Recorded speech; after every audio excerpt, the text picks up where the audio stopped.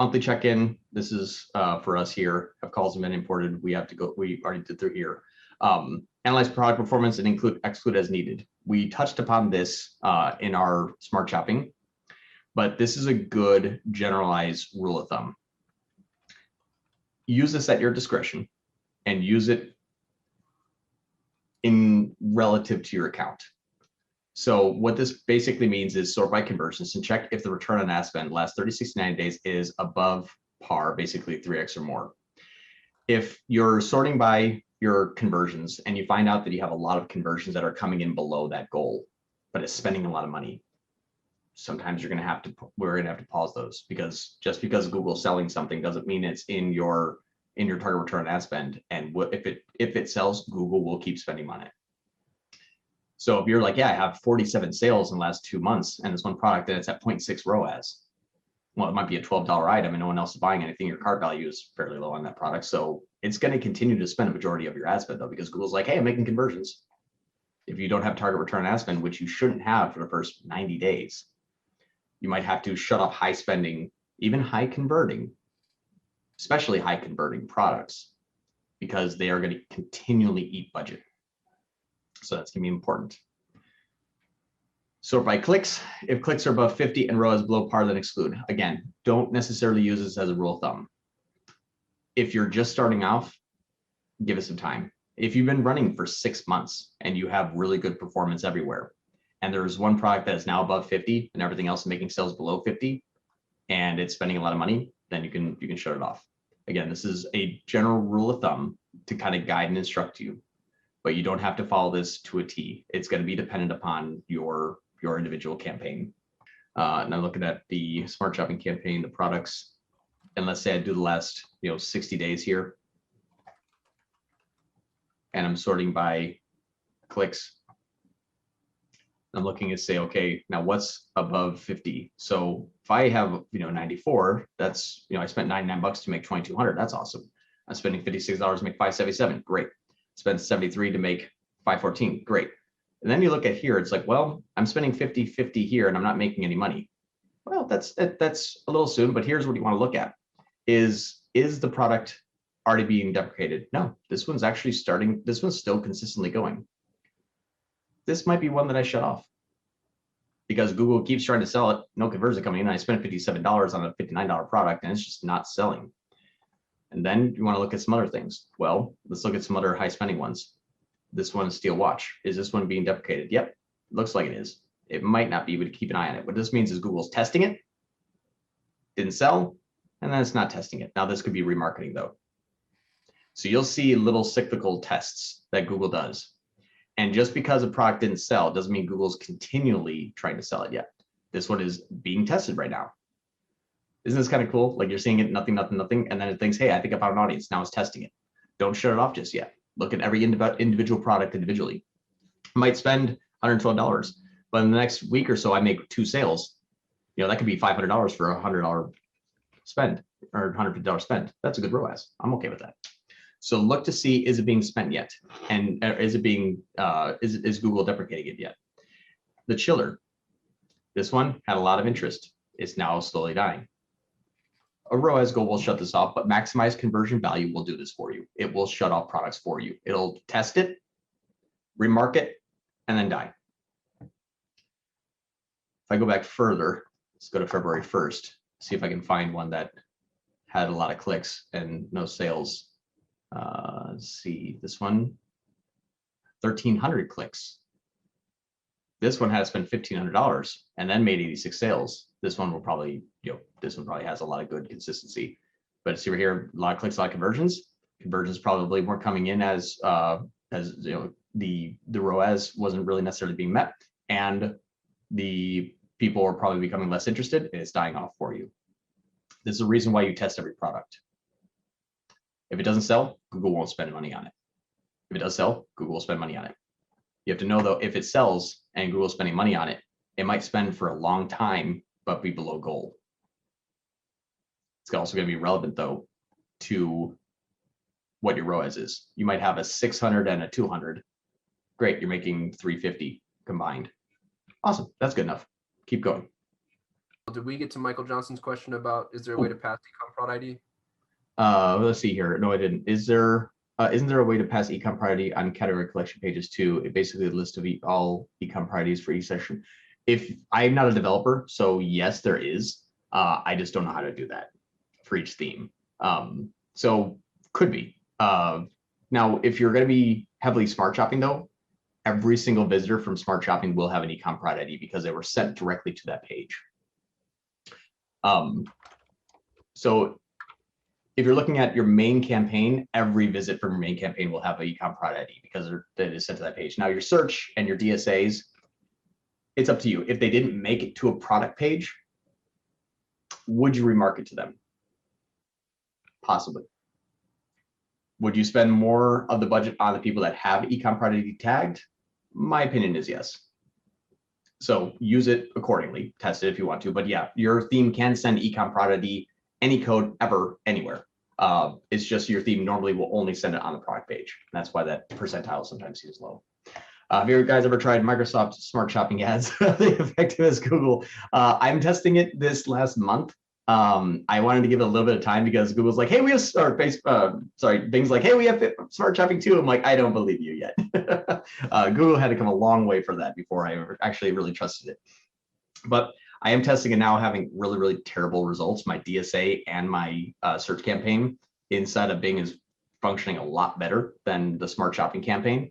And this is for a client that should pretty much kind of like walk on water with any type of campaign. And what I mean by that is if we look at the last 30 days of performance, and we look at all the campaigns,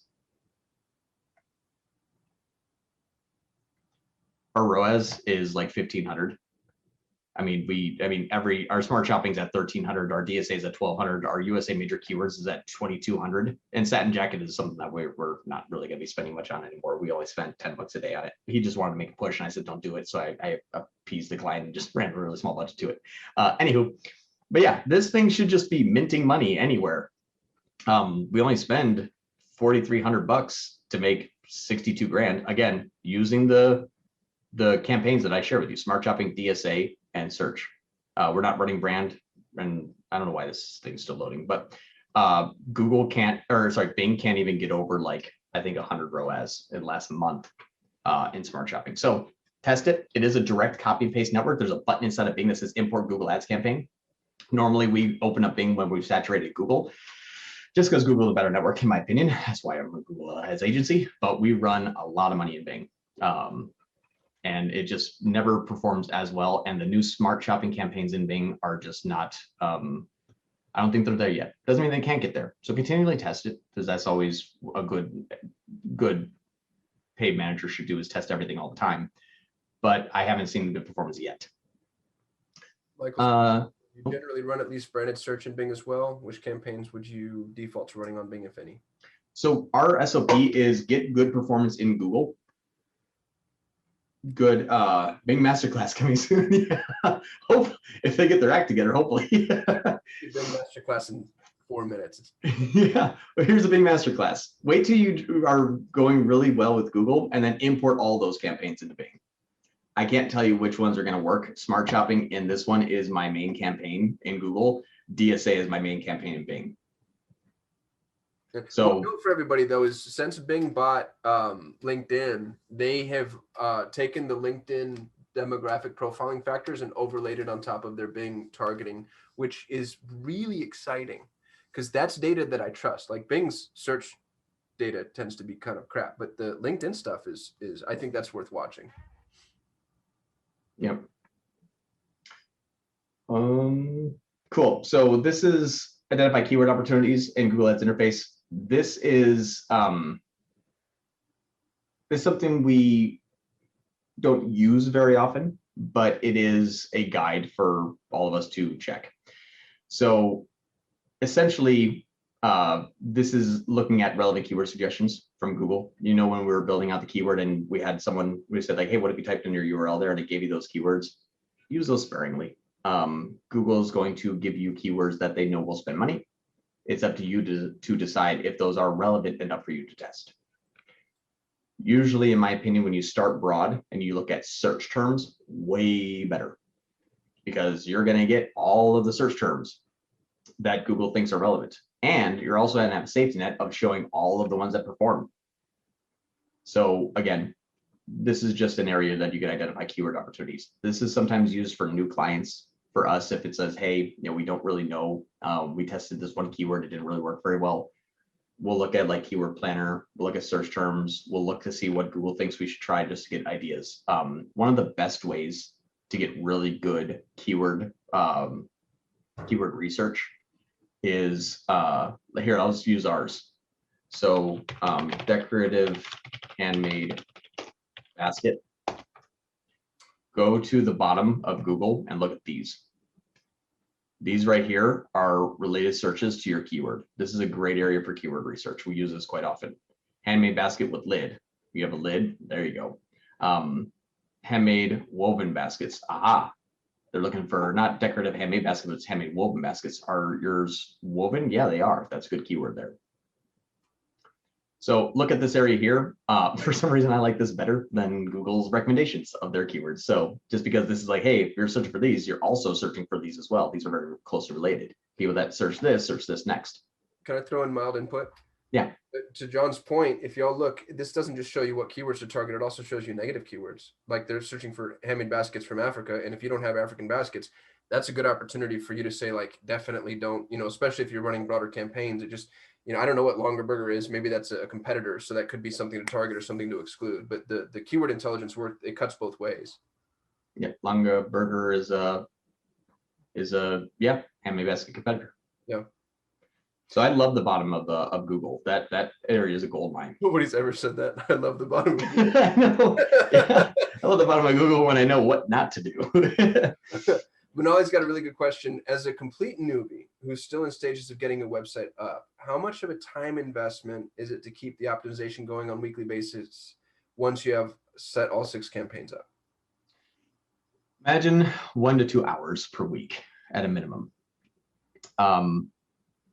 Really depends on spend too. I mean, if you're spending $100, yeah. If you're spending, if you have your smart shopping brand and let's say DSA, each week you're going to spend an hour at a minimum, just because you're going to want to go through everything here. As you can see, ecom prod ID, it takes 2 minutes to check, but can tank a campaign. Wrong negative keywords can tank a campaign. Products going out of stock can tank a campaign. Products going, and I'll give you an example of products going out of stock. Here is the sustainable travel store. Last 30 days. This one has been a nightmare to work with, not because of anything wrong with the client, but they have very low cart value, and so I'm at 186% ROAS. We're struggling with this campaign, and one of the reasons is because as soon as we find something that works, it goes out of stock. So I found products that are $10, but I can at least start to make a 1,200 return and 1,300 return and 1,200 return and 8,600 return and 1,600 return, and then they all go out of stock. Just because you made that sale doesn't mean that you're going to have a great ROAS. It just means that, they went out of stock, got to go to something else. Does that something else perform as good? No. Google finally found consistency. Manali said she's spending $3,000 a month, so I think that 2 hours a week is probably pretty fair. The problem with this discussion is there's a difference between the amount of work you take in doing the actual work and then the amount of work that you take in being ready and accessible. It's the firefighter paradigm. Like if we only paid firefighters for the time that they spent fighting fires, we wouldn't have the ability you couldn't employ anybody, right? Like you're 80%, 90% of what you're paying those dudes and dudettes is to stay fit and just sit around playing video games until there's a fire. And they have to constantly be monitoring and being accessible. So when you're managing your own campaigns, you need to kind of be in that mode to where you have your checks and balances in place, and the checks could potentially catalyze additional work and or autopsy. And as you go on, you're going to get better and better and better. I can review a campaign in 10 minutes, and I can do that every day because I know Google Ads so well. I'm like, yep, check here. This looks good. That looks fine. No issues here. Okay, we're good. And I can take 10 minutes and check through on a whole account. I didn't start there, obviously. So once you get up and running and you start to look at, things that are working, you'll have a good memory of what you're knowing, you're testing. And that's, I think, where sometimes people get a little bit of an issue where they'll change the target return ad spend from 400 down to 300. And then after 2 weeks, after time lag catches up, all of a sudden their campaigns start to die. And they're like, oh, like what happened? Remember 2 weeks ago, you set that goal tighter, and now you're starting to receive less traffic because time lag's over and it's starting to have an effect on the new customers. Oh yeah. So you have to have a really good memory. If you have a really good memory, this actually is going to take a lot less time because you're going to know what you're testing and what you're watching consistently every single day. You don't want to ignore everything else because, again, ecom pride ID cannot fire. Conversion remarketing tag can fall off. There's a whole bunch of things. I just write everything I do down. Yeah, exactly. And change history is a great area for that. You're looking at change history and saying, okay, what did I do this last 3 weeks? What big major changes did it happen? Why is that performing better? Why is that performing worse? And then apply what you learned. Don's got a question. Knowing it takes time for Google to set up and run/optimize, when should we start the optimization process? How long after building the campaigns? Give it 60 days at a minimum. We're leaning on machine learning, so it's going to have horrible performance in the beginning. Can I add maybe guardrails to that though? So like what if there's, search terms coming in that are just wildly irrelevant, stuff like that? Are you narrowing down within those 60 days? Not yet, no. I'll have a good example as to why, and a mistake that I made last week. And because I didn't give it long enough time. Here's the 1st to the 7th, I believe. And my apologies if I have to search for this just a little bit compared to the previous period. What I did is I didn't look at enough data and I made a decision too quickly. And I turned them back on already. What ended up happening was we had a campaign here that my cost per conversion 1 week was terrible. And all of a sudden the next week it was really, really good. I don't know if I'll be able to find it. I think it was this one here. I was like 1 week, I'm like, man, we spent a lot of money on it and it didn't produce anything. I turned it off. And then my cost per conversion by conversion time with that keyword being off showed a sale because they clicked on the ad. And then later on, I was like, oh, I didn't make anything. So I shut it off. And then 3 days later, it popped up that the conversion happened. It was like $230. So I'm like, man, I shut that one off too soon. So I turned it back on. I mean, to be annoying. And I'm also not trying to lead you. So fight me on this if you think this is wrong. But let's say, using this as an example, they sell MSP software. Let's say that there's a lawnmower out there called the MSP 3000 or whatever. And you start seeing some in our search terms, we see MSP lawnmower. Would you add lawnmower to the negative search terms within the 60 days? Yes, depending upon a few other factors. Is there other keywords that are working? Are they working well?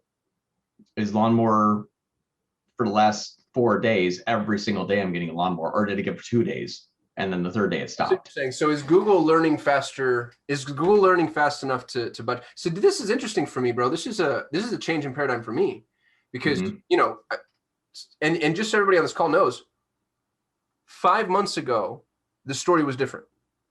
This is how fast stuff moves. Like 5 months ago, we would have been maybe a little bit more active, but then, relying on machine learning requires a complete shift. And since I'm not managing the campaigns day to day, you can tell that I clearly don't know what I'm talking about.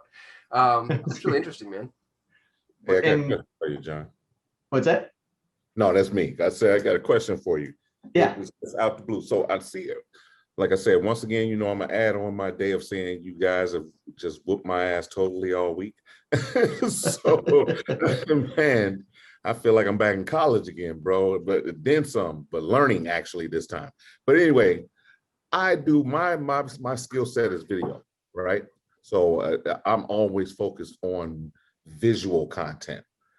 Now, tying in the campaigns, would I make a campaign and can I put it strategically with that video that I'm marketing on YouTube and all these other platforms to push the ads so they can basically work together in some, instead of how you're doing it right here, not saying instead of just saying, I know that's where my mind is most of the time. I'm always on content, telling a story and doing this thing. So how do I really ignite doing what you've been teaching wonderfully all week, and adding that component and making sure I'm getting the best bang for my buck when I do it all across the board? I think when you say when you're going on, are you saying that you're going on like multiple channels and Yeah, increasing exactly. Let's Facebook say, and for instance, Instagram? exactly. Yeah. Say that I have a story. I'm doing a campaign. Okay, man. Oops, we're going to teach people how to breathe today, what the brand is about.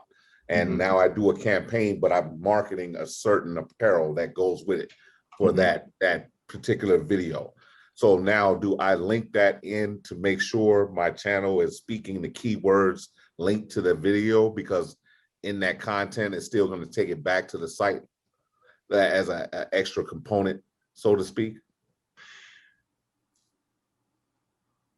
And I think I'm understanding this. Would you be, if you're running a keyword campaign, are we talking about running like a YouTube ad or like a keyword campaign to a YouTube There channel? you go. The back end, you got it. The back end, what you just said, to run that keyword to that, right? Got it. Google is going to learn the best off of website.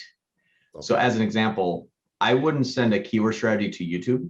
I would build a video page on your website. Okay. So what I would do is everything's website centric. So the only Google property that Google is going to really watch and matter is sending people to your website. Because what's nice about this is, and I apologize for the context of what I'm about to share with you, but it's going to be really good, really good example of this. Exactly. There is a really amazing doctor called Dr. Susie Gronsky, Dr. Susie G. She does pelvic pain in male from a psychological perspective. And so this means that, just that's as much as I'll explain about that. Right. But when I'm looking at the change history here, I forget exactly the date, but here's where I told her to build something, and then we looked at the results. And so let me just check the change history, because this is what I'm just kind of consulting on the side. I'm not really doing a lot of work for it. Okay. April 6th, there we go. April 6th, we changed the 228 expanded text ads. So let's see, April 6th. So we're looking at April 6th through, let's say, I don't know, let's just do a 30-day period. So what we looked at is we built a new page, and it was actually content on her site. And I'll share with you the content. So again, this gets into it's not grotesque. It's a very professional. It's just about male pelvic pain. So this is resources. So here it shows like the conditions, pain, sex, exercise, meditate, podcast, pelvic floor exercises, stretches, all of this good stuff here. And then all of her YouTube information has been placed here where it wasn't on her site before. The page that they used to drive traffic to was, hey, get in contact or pay me to consult with you. After we stuck all of the resources on the page and made very visual and very a lot of good information on there, I'll pull in this here, Google Analytics, bounce rate, page session, average session duration. So what we noticed is after we made those changes, our bounce rate went down 23% across the board. Our pages per session went up 40% across the board, and people stayed 100% longer. Gotcha. Google's now getting engagement. Now we're starting to see more engagement with this client here, where people are now saying, aha, now I'm getting a feeling about you. But now what's nice is I'm on this page, I can remarket to you. Right. I can send traffic to possibly different pages if you looked at this page. So if you've been to this page and watched this video, then I can remarket to this offer to you. So getting engagement on your site does one thing. Obviously, it makes Google understand what keywords are working within your ecosystem, but then also what you can do with those persons. Because if you send a person to your YouTube channel, you can't necessarily do anything with them. You can say, like, did they watch a YouTube ad? Well, yeah, they went to your YouTube channel. But what's nice about this is when you're doing your multi-channel, send everything back to your digital property that you own, your website, because then you can identify the keywords that are giving you the best engagement, who's staying the longest, who's bouncing the least, who's visiting the most pages. Men are actually visiting longer than women, but women are just as engaged because they might be looking on behalf of their husbands because their husband's too embarrassed to look at this kind of stuff. So all those things there. That'd be my thing is send everything to your own website as much as possible. Don't interlink outside of your channel. Definitely. Does that help? Oh yeah, that did. Right down the pipeline, man. Got it. Cool. Manali, On how do you keep up with the trends and changes given it's changing so frequently? yeah, that's experience. I have a very huge imposter syndrome type of mindset that if the day that I stop managing like $1 million a month in campaigns, I'm going to be useless to everyone. Because the way that I keep up is by testing. I test everything. Now, Google will come out and say, here's the new updates. Your channel or your Google Ads campaign, your ads account will tell you, here's a new version of this ad or this page or this, we're getting rid of these keywords. Like when it says, hey, we're getting rid of broad mesh modified, no one knew what the heck to do when they got rid of broad mesh modified. So I thought of something. I said, well, what if we turn our broad mesh modified into a phrase match and then reverse that phrase? So red shoe, broad mesh modified, turn into phrase of red shoe, but also turn into a phrase of shoe red. The best shoe that goes with my red dress. Broad mesh modified would have caught that. Phrase match would no longer catch that. So I just turned my broad mesh modified keyword into a phrase and then reverse it. So now whichever way they're searching for it acts like broad mesh modified. That was something I found because I just thought about it one day. And we try to share all of those strategies on our YouTube channel. So if you want to keep up with trends, keep our YouTube channel, because anything that I find or test or figure out, I share with everybody along with Cosm. We that's the way that we kind of keep up with trends, is by testing, because everything Google says, first thing you got to say is that a lie? And then test what they say and what you think is better instead. Yeah, there's a couple of people out there too, like very limited. Our YouTube channel, Ed Leak, who you now have access to, and then there's a guy in the UK named the Big Marketer, who I really like. John, I think you like him too, right? Big Marketer? Yeah, you know what I'm talking about? Here he is. This cat. I'm going to share my screen briefly. Okay. Can you share? I'm going to hit the restroom while you're sharing. I'll be right back. I guess his name's Darren Taylor. I didn't know his name, but he's first of all, he's English, so he's just fun to listen to. And then I hope that I'm not trying to stereotype, but for whatever reason, they all sound smarter. And he's my competitor, but he's got like really awesome content. And it's not just PPC specific. He does some SEO stuff, but between the Big Marketer, I'll drop another one to our boy Uzair, FS Digital Studios, Ed Leak, let's see where Ed is.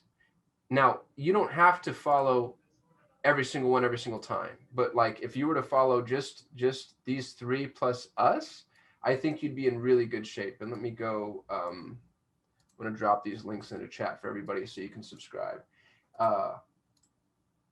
And it's annoying to have to do this, but this is what keeps you ahead of the game. So there are those three, and then hopefully you've already subscribed to us. If you haven't, first of all, I'm offended. Second of all, you can now. And I think we probably do the best job with consistency and volume. So if you were only to subscribe to us, and I hope nobody minds me saying this, but like the Big Marketer, his last video was 2 months ago. Ed Leak's last video was 2 days ago, and it's all testimonial. The last video that he actually posted with content was 3 days ago. Uzair posts every day. His last video was 7 hours ago, so he's a good one. And then we post a video at least once every day. And y'all, these aren't fluff pieces. Like we're actually, doing deep dives. And John, the thing that he just showed you about the spend, the difference between actual spend and build spend, we've got a video coming with that soon. Yeah, I shot that video yesterday. Yeah. So it's gonna be on our YouTube channel soon. So again, what you're learning here, not saying that everything's on our YouTube channel, but a lot of a lot of little things. Here's what I want to say to everyone. Every account, this gets a little bit nebulous or a little bit odd, so forgive me for me kind of fumbling through this. Every account has its own personality. Your personality of the account is directly tied to your time lag. I'll give you some examples of this, because this is where a lot of people fall into the optimization black hole, and they outsmart themselves, or they kill the campaigns on accidents by making really good logical decisions. This company here, this has a time lag that's very short. A very short time lag means that changes happen and are felt very rapidly. So the way to identify time lag is looking under your conversion column and then hovering over, let's see, this one is, am I gonna see, we go to conversions, you're gonna have to hunt for it. Okay, it's not gonna give me this metric here, of course, because I wanna share it. Here's what you could do, is go into tools, go into conversions, oh, sorry, go into attribution, my apologies, go to tools, go to attribution. And here's what I wanna look at, is you'll look at path metrics, and you'll see where's my average day to conversion in the last, I don't know, let's do since May 1st. Average days to conversion, 0.3. 94% of my conversions happen in less than 1 day. This means if I make a change on Tuesday, I can start measuring it Wednesday, Thursday, and Friday. If your time lag is 20 days, you make a change on the 1st, you can't really see how that's actually working until the 21st. And that's a huge, huge thing that I don't think a lot of agencies understand, a lot of individual advertisers understand. When you make a change, it's not like, oh, this metric equals B, so I must make this change. And then they look at a week later and say, oh, things are not working. It's because the time lag between when a person clicks on an ad or when a person starts to see your ad versus when they convert, if that's 7 days, you make a change on day 1, you have to go through the last 7 days of people that are still functioning in your account like it was previously before the change. And on day 8, that's when you start to see how those people are interacting. With a really short time lag, you get to do this. I get to look at my change history, and here's what you'll see. I changed my target CPA on the 7th from 105 down to 85 on the 7th. Okay, so let's see my DSA campaign when I went on the 7th. And then I look at the last 2 days or less days since the change, my DSA campaign. Oh, look at that. My cost per conversion. Let me see here. My lag here is good. I'm still in here, but now I'm starting to spend more. Instantaneously, I got 70% more conversions and 32% more cost, just because it says, hey, we're underneath that goal, and it's instantly felt. So when you start making those changes, you can actually see those changes happen really, really, really rapidly, and it starts to function really, really quickly. If you have a 21-day time lag, wait 3 weeks before you say, how is it starting to affect my account? Can I offer insight there? Yep. So here's the date range though, the 7th and the 8th. I changed on the 7th, the 8th the next day, 25% less cost per conversion. So it started to spend more because I'm still underneath by 85. Go ahead though. I didn't mean to interrupt you. Here's a fun test for everybody. Go call up any marketing agency and listen to the sales pitch, and then casually ask the question, when do you send your reports? When do you send your reporting? Every marketing agency sends monthly reporting. And every single one of them, without a single exception, is going to tell you, we send our reports between the 1st and the 5th. And they tell you that because all the reporting studios make automated reporting easy. And as soon as the close of the month happens, it becomes really simple for them to just fire off their reports. Here's the freaking problem, is exactly what John just said. Delayed attribution can be up to 2, 3, 4 weeks. So your reporting should take into consideration things like the amount of time it would require for the data to be whole before that report comes applicable. At our agency, we send the reports based off of when the client's data is actually relevant and whole. And the fact that agencies don't know that shows you who you're competing against. They're trying to streamline everything so that, you know, it's like the Henry Ford or the McDonald's model. They just want to put it all on the assembly line, and some of this stuff isn't assembly lineable.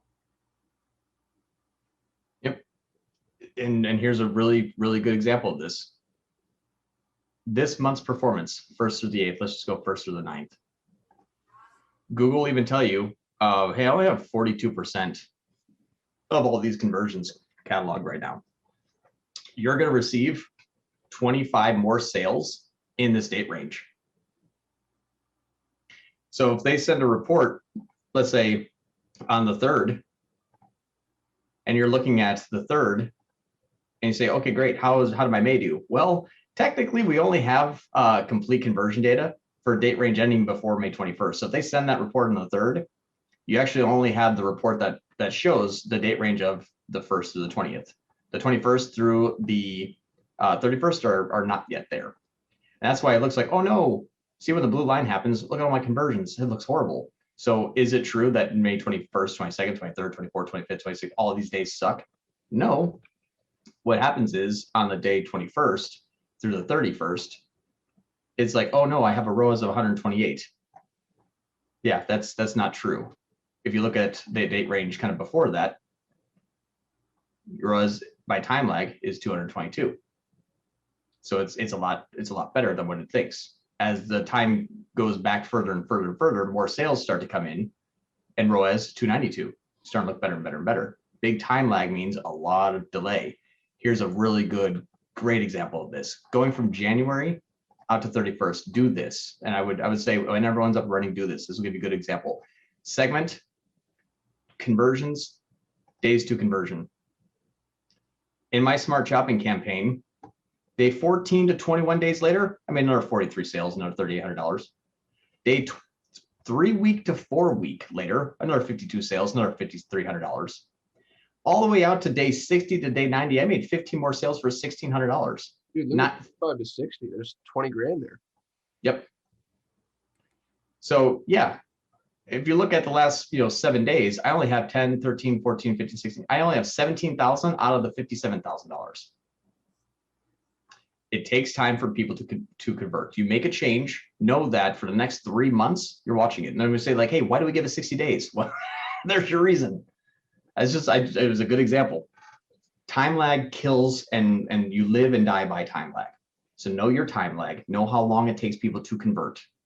Set your attribution models to 90-day click and 30-day cookie for view.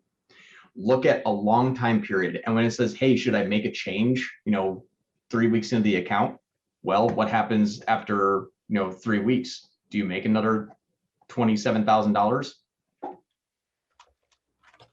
Again, understand your account's personality. How long does it take for changes to be felt? It's huge there. I'm gonna go back here to let me just finish some tabs. We've got some questions. Usama has a good note for Daryl. If you're uploading YouTube videos and have products related to it, can you use YouTube shopping ads to target just those videos? That way he's talking about a certain product and it's right next to the video, so it might give him relevant traffic. Yeah, that was the that's for Daryl. He was actually saying another example. But if you're selling products, YouTube shopping, your video next to those shopping ads can really help too. Absolutely. Naz says, I'm testing data feed watch. Should I start my smart shopping campaign only when I have my title and descriptions perfect, or can I tweak them until I'm happy with them?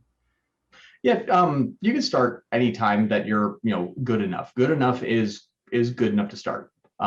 It doesn't need to be perfect. And what you think is perfect and what functions perfectly in Google will not be the same thing most of the time. It says at Facebook, when you make tweaks, you reset the learning algorithm entirely. If you were to make tweaks to the title and description in DFW, does that reset Google Smart Shopping? Remember the GTIN.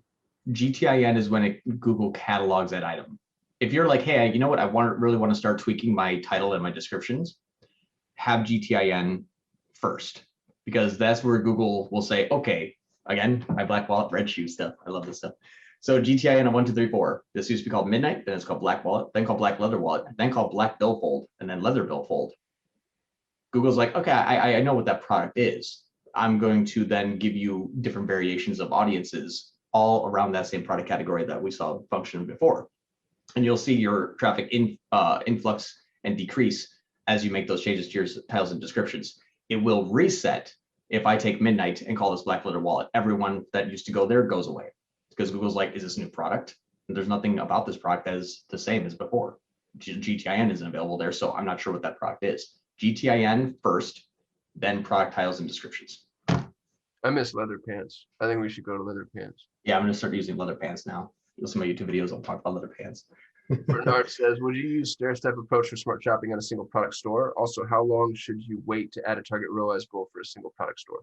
Yeah, so for a single product store, yes, stair-step approach still works. That's the safest way to scale. You don't need to use a stair-step approach. Stair-step approach is a way for you to make profit, in 3 weeks, and then lose that profit in the next 3 weeks because you're testing higher spends. if you don't use a stair-step approach, be prepared to possibly lose continually. So stair-step approach is good for agencies because, not a lot of clients are like, yeah, I'd love to lose money for 90 days. We show some good ROAS and then we scale and then we tell them, hey, a dip's coming. Be prepared to go through this dip for 3 weeks, but then we're going to turn on ROAS goal and the dip's going to come, is going to go away and your profitability is going to go up. And we're still just that stair-step approach.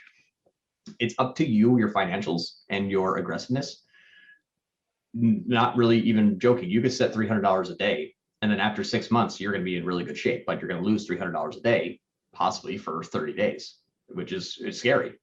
So start with a good enough ad spend, $50 to $100 per day, that you're comfortable with investing for at least 90 days.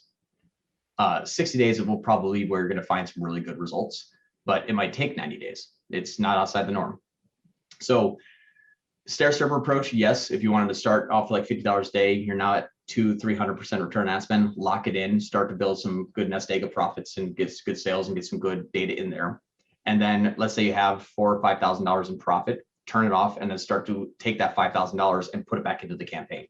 That's how you can reinvest your earnings. And that's why the stair-step approach means that our clients don't lose money for 90 days. They will break even for 90 days. And then after 90 days, they're going to be starting to become really profitable for a very long term. That's the stair-step approach strategy is good for agencies working on clients. Also good for yourself if you're a small business and you need to squeeze every dollar. Manali asked a question that she referenced maybe pushing to a later Q&A, which I think is probably a good call, Manali, since it's a little tangential, but please bring it back up if we forget to bring it, but I'm going to make a little note for myself. Manali's Q. Don, we used to call those light switch brands. I think that was in reference to something else. What does that refer to, Don? Because that's interesting to me. Oh, it's in reference to the idea that you make a change or you turn something on Tuesday and you see it on Wednesday. So this idea that it's literally light switch on and off. The upside is when you have money, it's great. When you have to cut your spending, it's also a light switch. Yeah, it's like turning off the spigot. Michael says, just a word of caution to everyone. I purchased 5,000 UPC codes from instantupccodes.com on Tuesday, and I didn't receive them until today. Their support is horrible. No one responded to my emails or voicemails until I left them a 1-star review today, and apparently they got their attention. Oh, wow. That's good to know. Thanks for the heads up. Yeah, it's really good to know. And that's what's weird is like, I try to say like, hey, I haven't had a bad experience with them yet. Michael, you're the first bad experience I've heard. So thank you and apologize. You're our test pilot. So and in case I'm glad that you got them though. We're not affiliates. Right. And that's the thing too. That's why the only people that we vouch for are the things that are affiliate, like Go High Level. That's we love them. I like them a lot. But yeah, instant UPC codes. I'm glad that they got them too. I'm sorry that I had to go through that. Let's think I have them now. Okay, can everyone still? Oh, no one can see my screen right now. There we go.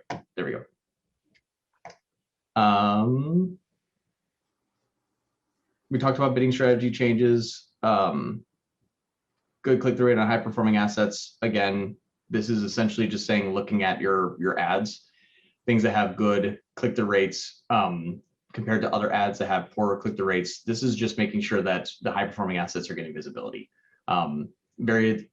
Very little amount of time will have 3 ads and 1 ad that performs really, really well is not the one that's also getting the good visibility, good click-through rates. So this is more for just a good area to check, not high value. Check iEspionage for opportunity. We have an account with iEspionage. So this is good for us.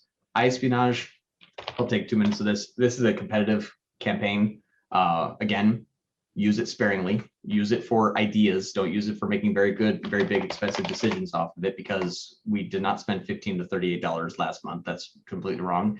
And the PPC keywords, what's nice about this is you can kind of see what type of keywords your competition is going after and use it for ideas. Like, man, best PPC agency. That's a really no-brainer. Like, I have PPC agency, Google Ads agency, but I never thought about using the best. That's a good idea. So don't say like, oh, my competition's doing this, I'm gonna spend $10,000 a month on this one keyword. That's not right. Use it for ideas. This is like keyword research on your competitors. A lot of these will be really, really relevant, and it's gonna be a lot better than what Google says, hey, here's what you should try. Best PPC agency, yes. PPC programs, no. PPC small businesses, yes. Pay-per-click advertising services, yes. Pay-per-click sites, no. PPC management agency, yes. Oh, PPC management. I never thought about management. That's a good idea. So use, if you want, I think it's like $100 a month. So it's kind of expensive, but for agencies, this is a gold mine for us because I'm like, oh, I'm just going to start to steal really, really relevant ideas from our clients' competitors. Are there any new campaign ad groups to test? Again, using at your discretion. Like maybe there's a new exploratory campaign, like, hey, maybe we start running some YouTube shopping, or maybe there's a new ad group that we'd like to test because we see good search terms. This is, again, we've already kind of discussed this, so I want to make sure I get through everything. Checks auction insights and impression share. This is really important for the high competitive campaigns. In the last, let's say 30 days, here's what auction insights is. Auction insights gets to tell you who you're bidding against. Here's all of your competitors and how you're stacking up against them. Now, as you can see, this is us here at the top, and we own the market because we're awesome. But this is basically all of the ways that you're seeing how are you in, like, you know, I think Lending Tree, like that's one of our, that's a huge competitor. I mean by not a huge competitor in terms of like one-to-one, but that's a big company. Lending Tree, that's multi-billion. But we're not worried about who competing against them because our overlap rate is only 6%. I'll go through these here in a moment, but here's auction insights. This is you, and this is all the people that you're competing against. Now it is, though, campaign specific. My brand name, as an example, only 6 people are going after my brand name. My DSA campaign, I have 19 other competitors. And you'll get to see my DSA, let's say my dynamic search ad just in Kentucky is 16 competitors. Kentucky's really, really, it's a really competitive campaign. I want to own my Kentucky. That's why I have 70% #1 placement. But this is how you get to look at this. But the reason why auction insights works well is because you get to see who's nipping at the heels and where you need to rank and outrank them. Impression share means how much market share are you currently capturing compared to everyone else in the market share when your keywords overlap. That's a big thing. Overlap rate, this is the most important metric. Overlap rate, if overlap rate is small, it means that only 8% of the searches that people are searching for do us and this competitor show up in. So I could really care less if they're 57% top of page rate, 100% at the top, and I'm barely squeaking by them. That only happens 8% of the time. Not a big issue. Less than 1 in 10 searches are they right next to us at the top. Okay, who cares? So auction insights is a way for you to say, like, man, you know what? I'm not getting a lot of traffic. Well, it's because you have 20 other competitors. They're all bidding really, really high, and your cost per click may have to go up to $17 a click just for you to start to get some searches. So this is a good understanding of the ecosystem. If you wanted to, I won't go through now because I want to make sure time. Hover over each one of these items, and it will give you a definition of what these mean. Really easy way to see it. Check analytics goals versus conversion actions. Here is this, if you want to, you can set up the same goals and analytics as you would in Google Ads. This isn't always our SOP. It's just a good way to have duplicate tracking, which means if something falls off, you have a backup. If I set up an e-commerce conversion tracking goal in analytics, and have an e-commerce conversion tracking goal in ads, let's say the ads conversion tracking falls off the website, I just turn on my analytics conversion tracking in the meantime. I don't let my campaign die. This is good for agencies because some clients have developers, some clients don't. Some clients like to make tinkers on their website. Some people don't even know they have a website because they're just like, yeah, just make us money. So this is a way for us to basically say, like, hey, your website fell off. We've instilled a different version of tracking. Please fix this. And then sometimes 2 months later, when the client gets around to it, then it comes back online. So again, not a really big issue, but this is a way for us to not get fired when their developer makes a mistake, because it's like, well, we can't do anything now.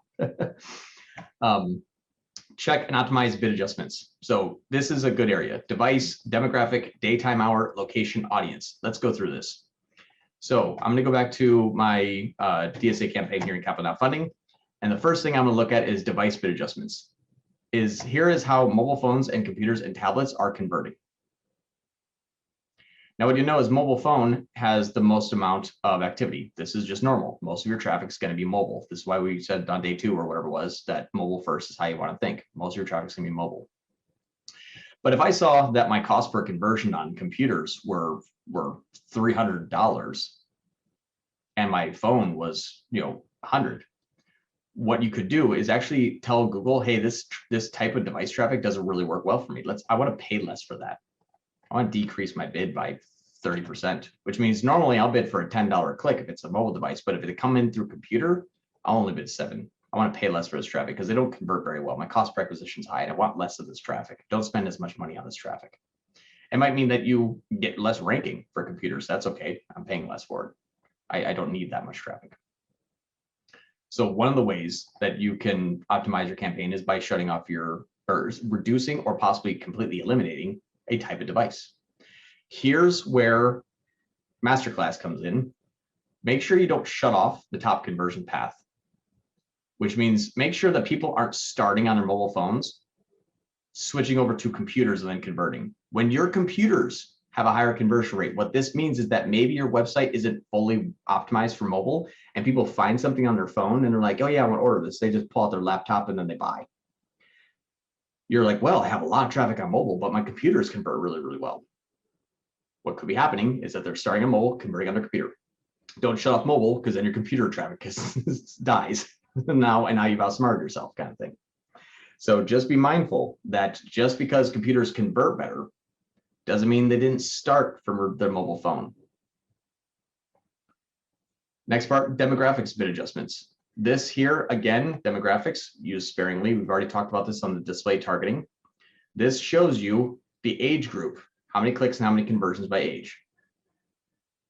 So right now, this one's like 55 to 64 has more clicks and less conversions than 18 to 24. They have more conversions, less clicks. Sometimes you'll find an outlier where like the 65 plus click a bunch, but they never convert. You can simply just pause that age group. This is the time where I'm okay with starting to make them more demographic changes, because even if the 65 plus is a 37-year-old male, most of the time, great, I don't care, they still don't convert. So shut off where you see the inefficiencies, or initially start to pay less for them. So if we saw that, man, our unknown has bad conversion rates, like let's see, what's my least conversion rate? 15% conversion rate from 55 to 64. This group here has a low conversion rate. And so maybe what I'll want to say is from the 55 to 64, I'll start to pay 20% less. Remember your time lag. Please remember your time lag when you start to measure this, and then see how this adjusts from there. Next thing, gender. Again, you might be selling bras on your website, and males just never convert. But for some reason, males, I'm not going to go down the rabbit hole of why, but males look at bras on your website. Maybe shut those off or pay less for them. You can start to make adjustments based on who they are, either by decreasing or by shutting off. Alternatively, if females may have less clicks than males and they convert better, increase. Say, hey, if you're a female, I'll pay 20% more for you because you work really, really well on my website, and I want to spend more of my budget on the people that are coming to my website. Be mindful, though, that this is going to possibly increase your cost per conversion because your cost per click went up. You're going to get more of the traffic. You can do a compounding effect where it says I'll pay 20% more for male and 20% less, or sorry, 20% more for female and 20% less for male. Then you kind of average out, and now you're just starting to get more of the traffic of the gender that you want and need based on results. Don't start a campaign and say, I know females are going to convert. You have no idea. And plus, Google doesn't know half the people. So make it adjustments after the fact. Household income. Again, you might have outliers. You might say, man, I'm getting a lot of lower 50%, and those 50% are not spending as much as the top 20 and top 10% income earners. You can start to pay more for the top 10% income earners, start to pay less for the people that are lower 50% income earners because the cart value is higher. So that's the demographic. Day, time, and hour. There's an area inside of Google, and give yourself enough time, so like last 30 days at least, where if you look at the ad schedule, and under ad schedule, you're going to find day and hour. I would recommend kind of looking at maybe hour first, but this tells you the time, how much clicks and impressions and click the rate and cost per click and then cost, and also what actually happened. You can actually overlay conversions, conversion rates. And you can say, where's most of my conversions coming in? You know, between 10, 11 and 12 to 1, and you have really good conversion rates here. Well, what about my least? Well, you know, between 10 p.m. and 11 p.m. at night, your cost is $244 and your conversion rate's 1. You have a $244 cost per lead in 10 p.m. to 11. Well, what would you do? You can shut off that time. You can say, well, on my ad schedule, I would go from, you know, midnight to 8 p.m. And actually, you know what? I'm just not going to run from 11 p.m. and 4 a.m. So during the middle of the night, we get very little traffic and no one converts. You can start to adjust your ad schedule based on the hour or even the day. What day works the best? Where do I get most of my conversions? Stop spending on the times that don't bring you those conversions. Again, masterclass time though. You might have a person that starts their search on Sunday and then converts on Monday. If you have a 2-day time lag or 1-day time lag, or let's just say Saturday and then converts on Tuesday, 3-day time lag. If your time lag is 3 days, don't shut off your day that people are starting to search because they convert later on. Be mindful of your account's personality. Making those changes, you can sometimes shoot yourself in the foot. Shut that up there. Location bid adjustments. In DSA, on this client, we have locations. We are only approved for lawsuit funding in these areas. What I like to do is I like to run a DSA and then say, well, how do my states, how are they performing? Maryland is doing really well, 16 leads, $74 cost per lead. Last 30 days, we spent the most amount of money there. You might find an outlier though. Florida consistently is terrible. My cost per lead is always 160, whether it's the last 30 days or last, I think 7 days. I haven't checked this yet, so if it's wrong, it's going to be funny. Where's Florida? There, yeah, of course, now it's wrong. Now it's performing well. But normally, Florida was always terrible. We just actually added Florida recently into this campaign. You can see that 2 months ago it wasn't there. I didn't give this enough time yet. We started this in, I think it was May 1st or like second week of May possibly is when we added Florida. So you can see that it's not there yet. Let's check the next week. Did Florida just started coming in. So again, I haven't shut this one off because I'm giving it enough time. Why did we give it enough time? Well, if I made my choices in the first 3 weeks, Florida would have possibly been one that I removed because it's $275 cost per lead. But this last week, all of a sudden, it's one of my best performing. Give it enough time. But again, you can make location bid adjustments here as well. Check your locations. If you're running nationwide and it just says United States, I'll give you an example of how you can do this because yours might look differently than someone else's. So let me just do this. Let's do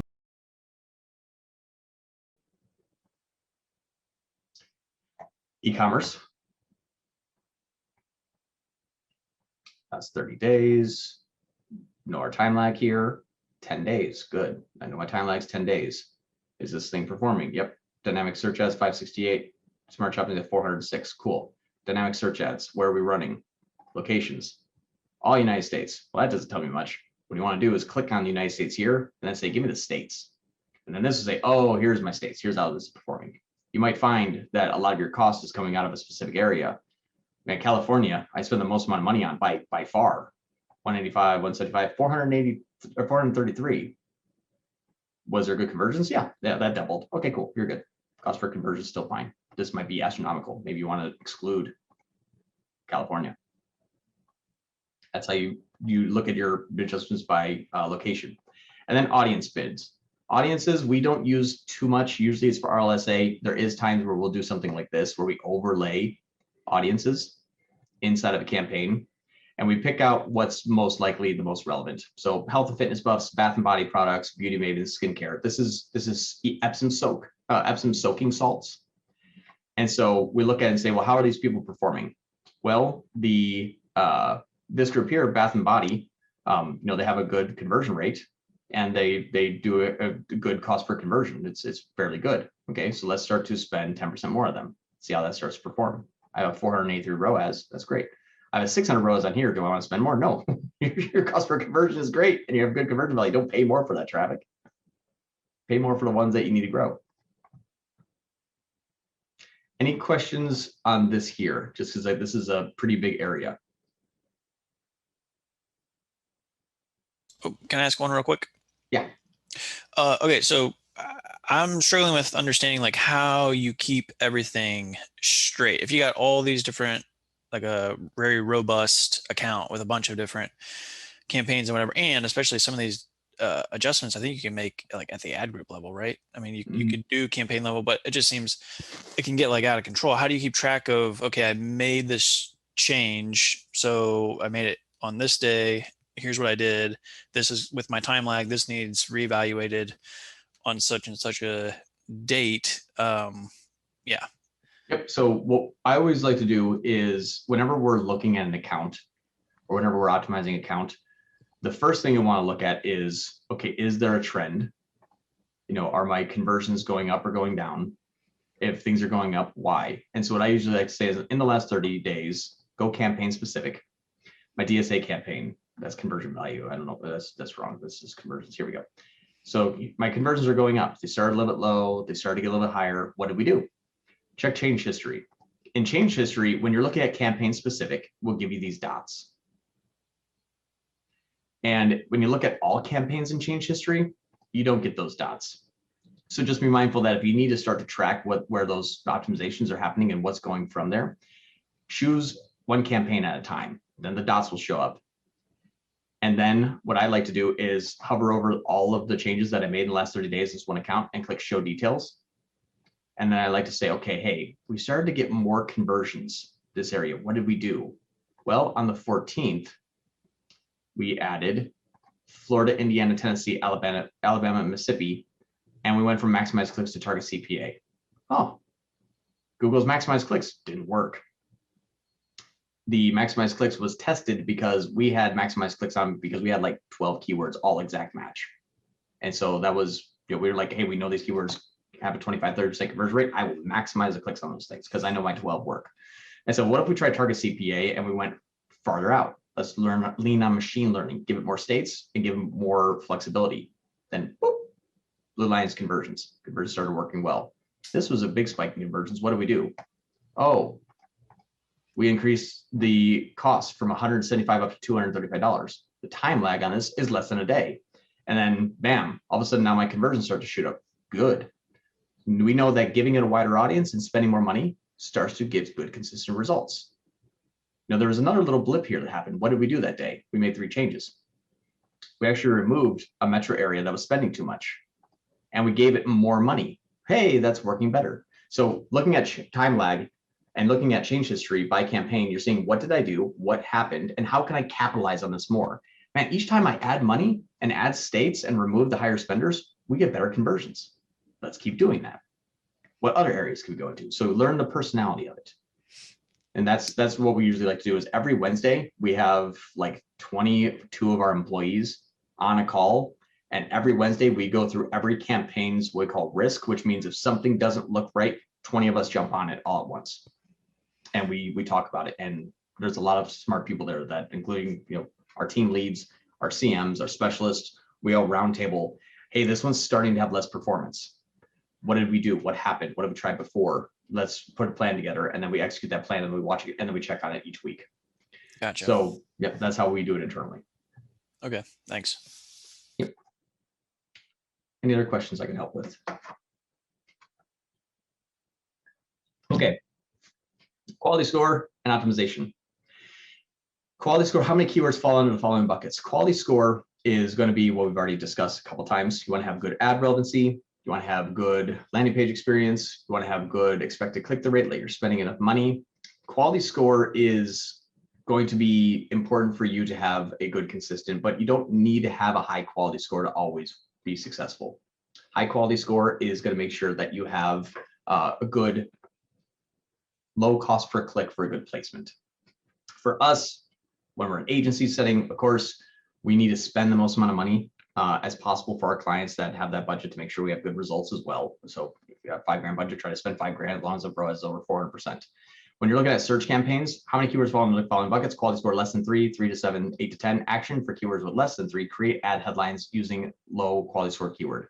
So usually you can fix it with ad relevancy. If you're going after a keyword, the keyword is performing well, but it's kind of expensive and you're not getting a lot of impressions, make new ads where that keyword is in the headline. Usually that will fix it. So ad relevancy. We've already discussed this when building out the ad. Make sure your keywords are in your headlines. That's going to help a lot of the quality score. The other things that you can't fix inside of Google Ads is landing page experience. Make sure your page speed is high. Make sure that those keywords that are performing well that are in the ads are also featured on the website. And then expected click-through rate is a quality score I don't even know what the word is, but click-through rate affects quality score. And so you need to spend enough money on it to have a good quality score. If you spend $5 a day and only $1 a click, quality score is going to be junk. And you can have a lot better quality score if you spend more per day, more per click. So just know that if you don't spend enough, Google will tell you it's low quality. Analyze audience segments and create any new segments. This is what we kind of touched upon here. So that's the audience segmentations. Now, and that's why we say if needed, because it's not something that you do all the time and not something that you need to do. You actually can't even do it in Smart Shopping. It does it for you, which is why I like Smart Shopping. But those are the audience segmentations. Sometimes an audience segmentation could be like, hey, what if we had everyone that went to this product page and added that product to the cart and didn't check out, and we have a YouTube video about the product? Maybe we create that audience segment and start running YouTube ads to the people that looked at the product, added it to the cart, and left. Just look at how you can, understand the flow of your traffic. Test new ads and experiments. Again, this is kind of an older rule. The old rule was after 100 clicks, you identify what ad is working, you keep the ad that is performing the best, you pause the other 2 ads, and then you make 2 new ads to see if you can beat your best performing ad. With machine learning now, I have one campaign that we shared with you, Yellow Leaf, that has 2 ads that spend $3,500 a day with amazing results. So again, don't just make new ads to make new ads. When you make new ads, a lot of times you reset what was working and what was scaling. Again, look at your change history. Oh, I made 30 new ads there. My campaign performance tanked because I have a time lag of 21 days. And I haven't given this enough time. And those new ads don't have enough data plus time in order to start to optimize. Know your campaign, know your account's personality. Backup files by uploading to social share drive. That's not what you'll need. That's the ending here. Now, other optimizations that I think are important is when you're looking through display campaigns. Specifically, we don't run a lot of high display campaigns. Again, the target CPA and maximize conversions should do this for you. But as an example, I will give you this client. Last 30 days, here's what you're going to find. Remember when I said like a lot of like 2-year-olds like to smash on screens? If you look at the DSK display, this is something we're always doing. Going into the placements tab, you'll have where ads showed, sorting by clicks, allrecipes.com, relevant, Food Network, relevant, all takeout, relevant. You're going to find sometimes that you'll have like, I don't even know what Casina ni Lola is. I have no idea what that is. Oh, it's food. Okay, that's relevant. What you're going to want to go through is when we start off, it wasn't like this. It wasn't like this at all.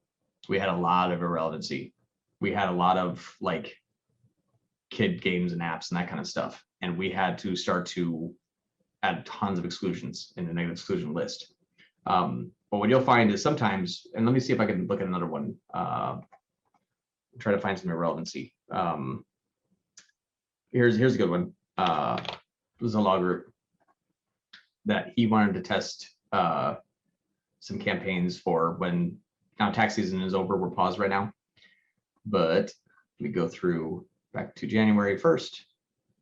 There we are. I'm going to the display campaigns. Display custom audiences. And then we look at the placements and where it showed.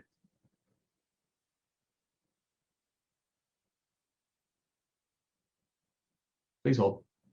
This one had a lot of relevancy, if I remember correctly, because the custom audiences that we created, he had a custom audience of every single one of his competitors.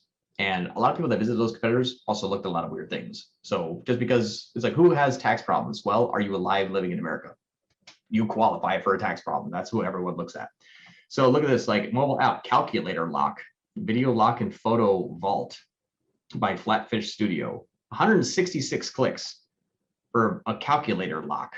You know, basically you lock your phone and then you have to use a calculator to unlock it possibly. I have no idea. That's not relevant. Maybe it is. Maybe a lot of people that have, you know, these calculator locks also are, you know, owe a lot in taxes. So this is one that you would want to take, grab, and then exclude from, I would just say campaign, or if you want to use a negative exclusion list, you can. Here's the fun fact though, is that even in the placements exclusion list, we had 67,000 exclusions and we still got them. They always came about. So one thing that you're going to have to do consistently, if you're running display, YouTube, those type of things, is you're going to have to go into your display campaigns. You're going to have to go into placements where ads showed and just start, nope, nope. Attorney, okay, that was good. Nope, nope. Real Final Pros, tip guys, these two are relevant. Nope, nope. Attorneys, nope. Yep, that's good. Photoscapes, that's pictures. Could be relevant. I mean, they were found there. You know, could be relevant. Breaking news, yep. Messenger, yeah. Radio magic, I don't know. We only really spent $1, maybe not. You're gonna have to basically just start to exclude each one of these, and you're gonna have probably 100 every week to 200 every week, and you just keep doing that. Once you do that, and you have your overlay bidding strategy like target CPA and maximize conversions that'll look more like Yellow Leaf, where it's like, yep, these are all real relevant. I'm good. I'm happy. It will need time to get there. It is really manual. Even if you have 70,000 exclusions, even if you try to exclude the mobile app for assets, all the other stuff that was our standard SOP, you're still gonna have to go through and exclude those things manually. Just because Google's like, hey, I think this person's relevant, and when they click, Google says, oh, that's a good click-through rate. Those are relevant. No, they might have to click in a game to get 12 gold coins, so they have to watch an ad. You know, that's false. That's false positives on your end. Make sure that you're looking through where the ad showed and remove the ones that are not. All right, it's 11:13. I want to talk about if there's anything specifically in terms of optimizations. So that will cover, you know, I would say 90% of the optimizations. The other optimizations are one-off set, don't really happen very often. And those are just by following those rules, like you see, like, man, no one really clicks on our display ads. Our YouTube campaigns do really, really well. Optimization, stop showing displays. You know, think about like what's working and what's not. Anything that's not working, have you given enough time? Have you tested everything? Are you using best practices? Are you attributing the value to those campaigns really well enough in your attribution model? You know, is a top conversion path starting there but not ending there? Look at everything and then say, yeah, I can prove every single way, shape, and form that this is never providing any good value, and then shutting it off. One last thing, I guess, I'll give you a good example, because this is a client asked me yesterday, hey, the competitive campaign is spending a lot. Should we shut it off? Tie flying materials for fishing. So last 30 days. We're not running display. There we go. Huge time lag, 21-day time lag, of course. Campaign's doing really, really well. Our ROAS for this account in the last 30 days is 467. Smart shopping, 442. Looking really good, making $5,500 on this one campaign. Awesome, awesome stuff. Looking at the competitive campaign, though, man, 71 ROAS. Ugh, that's terrible. 71% return on ad spend. You know, we spent $280 to make pretty much nothing. Well, let's kind of go back in time a little bit. Let's go back to, like, say February 1st. Has this always really been terrible? Competitive campaign. All right, so how's this working now? 168. Oh gosh, that's terrible. That's not good. Everything else is just crushing this thing, except for, you know, our DSA when we first started launching it before it started work. Go into tools, go into attribution. Google fail. Redo Google. Now, one moment. Top paths. Redo your time period, February. You have 357 paths. Okay. Find your competitor campaign. Add a filter. Campaign length contains my competitive campaign. There's $2,900 here. in competitive campaign activity.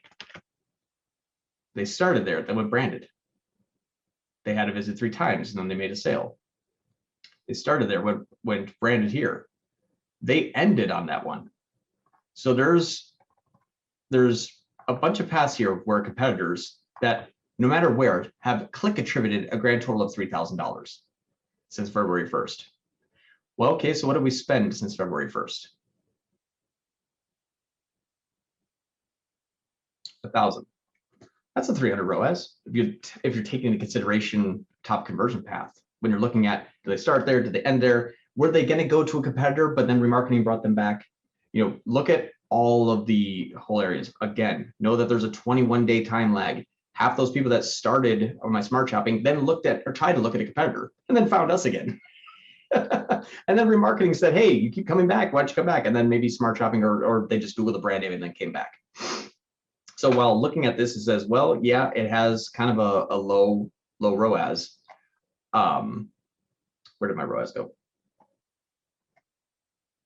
Yeah, I have 171. I could say that I spent 1,000, have $3,000 of path conversions attributed to the competitive campaign, whether it started there, whether they tried to go to a competitor and found us again, or whether they tried to just say, hey, I'm going to choose someone else and then saw us again and then said, well, I keep seeing these people, I'm going to buy. That all leads to volume. So again, looking at optimizations, understand the ecosystem, understand your account's personality, understand that a million things are going to happen once. And just because it wasn't like, hey, I clicked and started there and I clicked and I ended there, you might miss half your attribution. If I'm on first click and it's a middle click, no value. If I'm on last click and it's middle click, no value. Knowing, and I really don't care what this ROAS says here. I'm going to look at exactly what's going on before I just say, oh, that's bad, shut it off. Look at everything. Look at every single way, shape, and form. If this says this is bad, try to say, no, you're lying. I'm gonna find out why I think this is wrong. And if you can prove it, then you're in good shape. And then afterwards, after some time, then all of your campaign performance is going to get better. Again, that was hard, but that's where I think that's something where check everything. And that's why sometimes you could take 2 hours in a week. So if one thing's wrong, you might say, oh yeah, it takes 5 minutes to fix this. You might spend an hour to find out, oh, that isn't wrong. And you saved yourself a lot of time by checking everything.